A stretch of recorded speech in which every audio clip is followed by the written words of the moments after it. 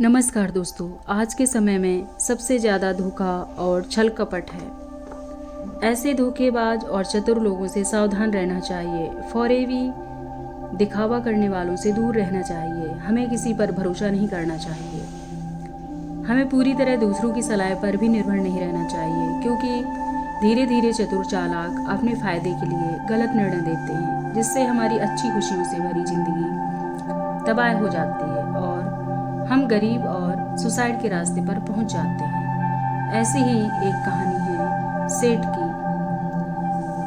एक गांव में धनीचंद नाम का एक व्यापारी रहता था। उसकी गिनती शहर के अमीर व्यापारियों में होती थी, लेकिन अब वह केवल नाम का सेठ रह गया था। उसका बिजनेस बंद होने के कगार में आ गया था। बिजनेस में हुए घाटे की वजह से उस पर लोगों का बहुत ज़्यादा कर्जा बढ़ गया था। उसके दिन अब गरीबों की तरह कट रहे थे और उसकी हालत का कारण उसका स्वभाव था। वह बहुत ही शांत सुकून कर लेता था, इसलिए उसे मूर्ख बनाना बहुत आसान था। चतुराई उसके अंदर थी ही नहीं। लोगों ने उसके सरल स्वभाव का फायदा उठाकर उसे इस हालत में पहुंचा दिया था। उसके कुछ चतुर दोस्तों, रिश्तेदारों, अन्य व्यापारियों ने उसके खिलाफ साजिश रचकर उसे अपनी चिकनी चुपड़ी बातों में फंसा दिया कि उसका बिजनेस बंद होने की कगार पर पहुंच चुका था। धनीचंद सेठ इन चालाक लोगों की बातों को नहीं समझ पाया था, लेकिन अब वह अंदर से टूट चुका था। अब उसे अपनी गलतियों का एहसास हो रहा था। एक दिन धनीचंद सेठ के सामने उन लोगों की सच्चाई सामने आ जाती है। वह सोचता है कि जिन लोगों को वह अपना समझता था, उन लोगों ने ही उसे धोखा दिया, जिसके कारण सेठ हमेशा अपनी हालत के बारे में सोचता रहता और खुद को कोसता रहता। अब उसके दिन बहुत ही तनाव वाले और उदासी के साथ बीत रहे थे। उसकी पत्नी अक्सर उससे झगड़ा करती रहती। अन्य सेठ अब अपना कर्जा मांगने के लिए हर रोज उसके घर पर आते। एक लंबी सेठों की भीड़ ने उसे बहुत ही ज़्यादा गहरे सदमे में डाल दिया था। वह अब उन सेठों से बचता बचाता छिपने लगा। अपनी इस हालत से परेशान उसने आत्महत्या करने का फैसला किया। वह आत्महत्या करने के लिए दूर एक पहाड़ी की ओर चल पड़ा। रास्ते में उसे एक महात्मा की कुटिया दिखाई दी। कुटिया में बहुत शांति और सुकून था। सेठ धनीचंद ने देखा कि उस महात्मा के सामने कुछ लोग बैठे हुए हैं और वे महात्मा से अपनी समस्याओं का समाधान पूछ रहे हैं। यह देखकर सेठ को बहुत ही ज़्यादा जिज्ञासा हुई। कुटिया से बाहर आ रहे एक व्यक्ति से उसने रोका और महत्व के बारे में पूछने लगा। उस व्यक्ति ने सेठ धनीचंद की ओर देखा और कहा, वह महात्मा आसपास के सभी गांवों, कस्बों और शहरों में बहुत ही ज़्यादा प्रसिद्ध है। वह बहुत ही अधिक बुद्धिमान है। वह लोगों की बड़ी बड़ी समस्याओं को चंद मिनटों में सुलझा देता है। वह लोगों की मन की बात जानने और उनके झूठ को पकड़ने में माहिर है, क्योंकि उन्होंने मानव स्वभाव के बारे में गहराई से अध्ययन किया है और इसे समझने में उन्होंने महारत हासिल की है। वह किसी को भी अपनी बात पर सहमत करने में चुटकियों में सहमत कर लेते हैं, इसलिए उन्हें चतुर बाबा के नाम से भी जाना जाता है। वह व्यक्ति सेठ धनीचंद की ओर देखकर कहता है, अगर आपको भी कोई समस्या है तो आप उनसे समाधान पूछ सकते हैं। यह कहकर वह व्यक्ति वहाँ से चला जाता है। इसके बाद वह सेठ चुपचाप लोगों की भीड़ में बैठ गया और अपनी बारी आने का इंतजार करने लगा। भीड़ को खत्म होने में शाम हो गई। अब सेठ की बारी थी। उसने महात्मा को प्रणाम किया और दुखी मन से अपनी सारी घटना के बारे में बता दिया। वह महात्मा सेठ की बातों को बहुत ध्यानपूर्वक सुन रहे थे और फिर शांत स्वर में उत्तर दिया, इंसान को इतना शरीफ नहीं होना चाहिए कि वह हर किसी की बातों पर विश्वास कर ले और जो लोग कहे वही करना शुरू कर दे। हर व्यक्ति के अंदर इतनी समझ और चतुराई का होना बहुत जरूरी है, इसलिए नहीं कि वह दूसरों का फायदा उठा सके या बेवकूफ़ बना सके, ताकि वह खुद को इस दूसरे चतुर लोगों की चालों से बचा सके, खुद को नुकसान से बचा सके और दूसरे ज़रूरतमंदों की मदद कर सके। इतनी बातें कहने के बाद महात्मा अब कहते हैं कि अब मैं समझाऊंगा कि आप लोगों से जो चाहते हैं वह कैसे प्राप्त कर सकते हैं। तुम्हें कुछ ऐसे तरीके सिखाऊंगा जिनका उपयोग तुम लोगों और परिस्थितियों को नियंत्रित करने के लिए कर सकते हैं।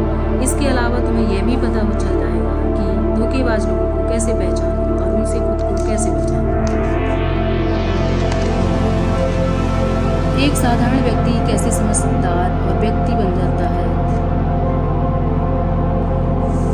ध्यान रहे, जो मैं यहाँ तुम्हें सिखाऊंगा उसका इस्तेमाल किसी गलत काम के लिए नहीं करना, लेकिन अपनी और दूसरों की सुरक्षा के लिए बस मेरी बातों को ध्यान से सुनो।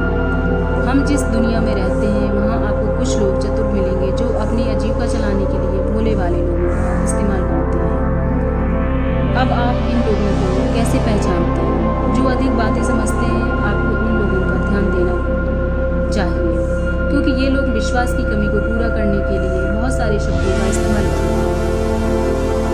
आपको उन पर भरोसा देने की कोई आवश्यकता नहीं, या आपको उन पर ध्यान देने की कोई आवश्यकता नहीं, क्योंकि वे अपने झूठ की वजह से आपको बेवकूफ़ बनाने की कोशिश करते हैं। जो लोग एक ही बात को बार बार कहते हैं वे झूठे हो सकते हैं।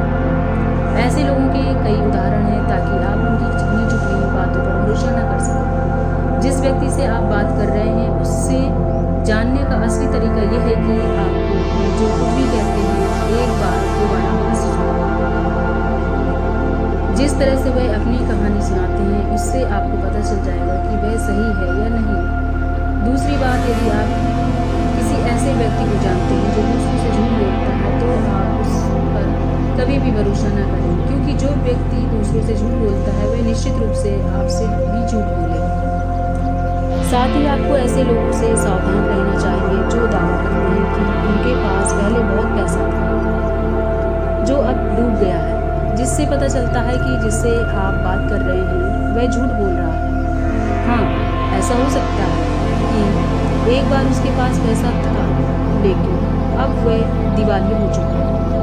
बुद्धिमानी इसी में है कि ऐसे व्यक्ति को कभी भी पैसों से समझौता नहीं करना चाहिए। जो व्यक्ति खुद के पैसे को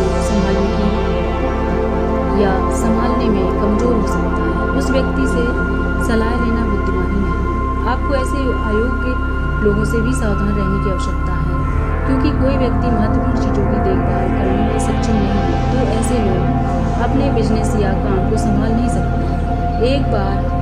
एक समझदार व्यक्ति अपनी ज़रूरी समस्याओं पर अधिक ध्यान देता है, बेकार की चीज़ों पर नहीं। एक और व्यक्ति जो हमेशा अपनी बात दोहराता है और बार बार कसम खाता है वह व्यक्ति झूठा होता है, इसलिए ऐसे व्यक्तियों पर भी कभी भरोसा नहीं करना चाहिए। दूसरी ओर, अगर आप चाहते हैं कि कोई व्यक्ति आपके साथ अच्छा व्यवहार करे तो आपको एक बात याद रखनी चाहिए कि लोग वही चाहते हैं जो उन्हें कभी नहीं मिल सकता। इसलिए अगर आप ऐसा चाहते हैं कि किसी काम को पूरा करने के लिए उसे बार-बार आप उसे हासिल कर सकते हैं, इसके लिए तुम्हें निम्न नियमों पर ध्यान देना है। पहला नियम, जिस व्यक्ति को आप अपने वश में करना चाहते हैं उसे वह दें जो वह चाहता है या फिर जिसे वह हासिल करना चाहता है। दूसरा नियम, उस व्यक्ति को तब तक देखें जब तक वह आपके नियंत्रण में आ जाता है। तो देखिए कितना दुख होता है जब उसे वह देना बंद कर देते हैं जो वह चाहता है। जब भी आपको लगता है कि वह आपको हल्के में ले रहा है, इसलिए जो आपने उसे दिया था उसे वापस ले ले। ये बात उस व्यक्ति को एक एहसास करेगी जिससे वह आपकी बात को दोबारा सुनने को तैयार हो जाए। जब कोई व्यक्ति ऐसा व्यवहार करता है।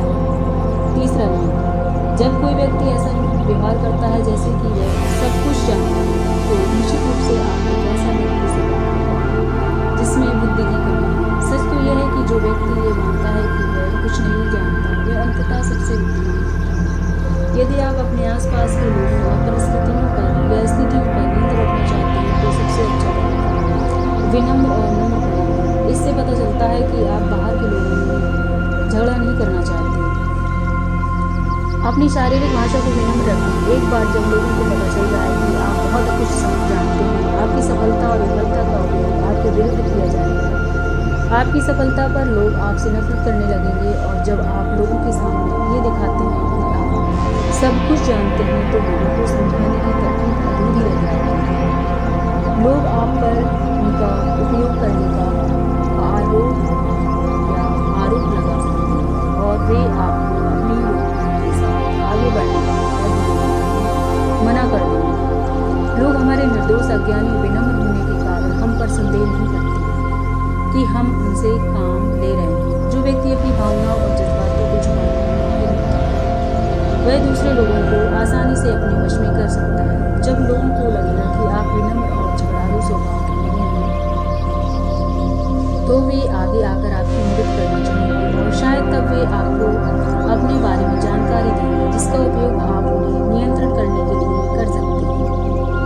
और वे आपको ये सारी जानकारी देंगे क्योंकि उन्हें यकीन है कि आप उनसे नहीं लड़ेंगे। जो व्यक्ति ये मानता है कि उसके अंदर सुधार की गुंजाइश है, तो उसके सफल होने की संभावना कई गुना बढ़ जाती है। व्यक्ति के अंदर विनम्रता इसलिए भी आती है क्योंकि वह सोचता है कि उसे बहुत कुछ सीखना है, लेकिन जो व्यक्ति यह सोचता है कि वह बहुत कुछ जानता है, वह आसानी से मूर्ख बन जाता है। साथ ही एक गृहस्थ होने के नाते आपको इस बात पर भी ध्यान देना चाहिए कि आपका पैसा कहाँ जा रहा है, और उस मेहनत की कमाई को तब तक खर्च न करें जब तक आपको उस पैसे के बदले में वह न मिल जाए जो आप चाहते हैं। इसका मतलब यह है कि अगर आप सामान लिए बिना पैसे देते हैं तो धोखा मिलने की संभावना बढ़ जाती है। ऐसा भी हो सकता है कि अगर किसी ने आपका पैसा पहले ही ले लिया है तो वह अपना वादा नहीं निभाएगा। इसलिए सुरक्षित रहने के लिए उस व्यक्ति को पैसे देने से पहले सावधानी बरतें। जो चीज़ आप उससे पाना चाहते हैं उसे प्राप्त करें। चौथा नियम, लोगों को समझाने का सबसे अच्छा तरीका ये जानना है कि आप किसका मन बदल सकते हैं और किसका नहीं। ये 100% सत्य है कि आप किसी के मन को अपने अनुसार तब तक नहीं चला सकते जब तक कि वह आपको पसंद न करता हो। इसलिए जो लोग आपको पसंद करते हैं और आपका सम्मान भी करते हैं, उन्हें अपने तरीके से चलाने की कोशिश करें। लेकिन सही चीज़ों के लिए इस बात का ध्यान रखें, यदि आप किसी ऐसे व्यक्ति के मन में हेर फेर करने का प्रयास करते हैं जो आपको पसंद नहीं करता, तो ऐसे में आपका सारा समय और धैर्य बर्बाद हो जाएगा। इसके अलावा जब भी आप ऐसे व्यक्ति को बदलने की कोशिश करेंगे तो वह आपसे बहस करेगा, चाहे आप कुछ भी करें। आप कभी भी ऐसे व्यक्ति के मन को नहीं बदल सकते। आपको अपनी बहस शुरू होने से पहले ही प्रयास करना बंद कर देना चाहिए और याद रखना चाहिए कि केवल आप ही उन लोगों को बदल सकते हैं जो आपको पसंद करते हैं और आपका सम्मान करते हैं। जब किसी चतुर व्यक्ति को अपना काम निकालना होता है तो वह अपने इरादे पूरी तरह छिपाकर रखता है, अर्थात वह झूठ बोलता है, सबसे महत्वपूर्ण बात छिपाता है और केवल उतना ही कहता है जितना वह चाहता है। दूसरा तरीका, एक व्यक्ति जो चतुर है दूसरों को गुमराह करना चाहता है। वह जितना संभव हो सके उतना ध्यान अपनी ओर आकर्षित करना चाहेगा, क्योंकि इस तरह वह किसी समूह का सबसे महत्वपूर्ण हिस्सा बन सकता है, दूसरे लोगों को गुमराह कर सकता है या अपने फायदे के लिए आपके कमरे का इस्तेमाल कर सकता है। तीसरा तरीका, जो व्यक्ति दूसरों को गुमराह करता है वह अच्छी तरह से जानता है कि लोगों की भावनाओं के साथ कैसे खेलना है।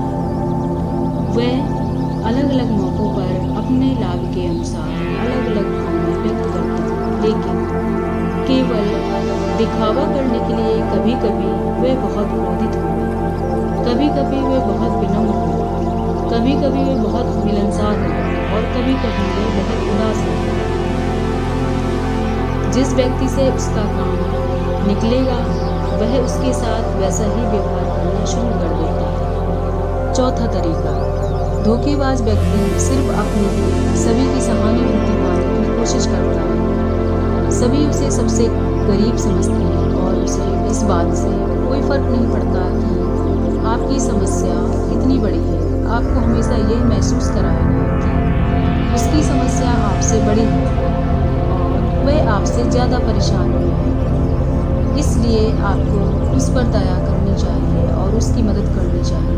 पांचवा तरीका, एक चालाक व्यक्ति जो आपको नियंत्रित करना चाहता है उसकी अपनी इच्छा के अनुसार आपको ये सोचने पर मजबूर कर देगा कि वह आपके जीवन का सबसे महत्वपूर्ण व्यक्ति है, आप इसके बिना काम नहीं कर सकते। लेकिन वास्तव में ऐसा नहीं होता है। वह आपको सिर्फ यह आश्वासन देता है कि आप उसके बिना जीवन की कल्पना नहीं कर सकते। इस तरह जितना अधिक आप उन पर निर्भर होते हैं उतना ही अधिक उनका आप पर नियंत्रण बढ़ जाता है।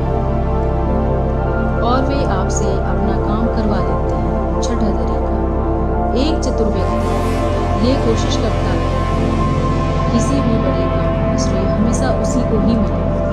तरकीब या तारीफ तो उसकी होनी ही चाहिए।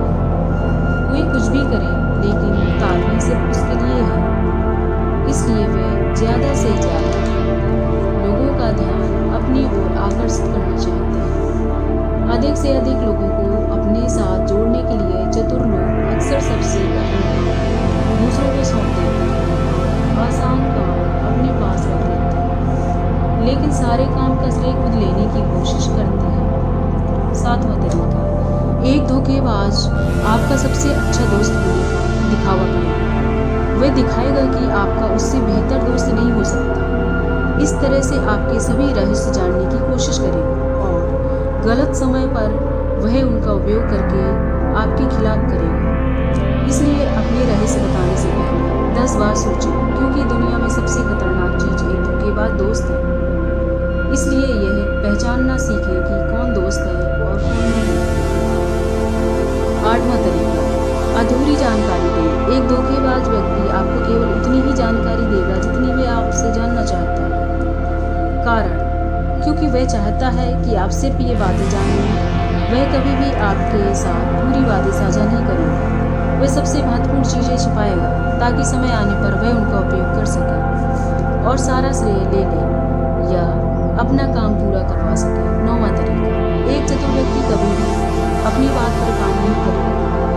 समय आने पर वह अपनी बात से मुकर जाएगा। इसका कारण कुछ भी हो सकता है, या तो वह चाहता है कि आप ऐसा ना करें, या वह जानबूझकर ऐसा कर रहा है।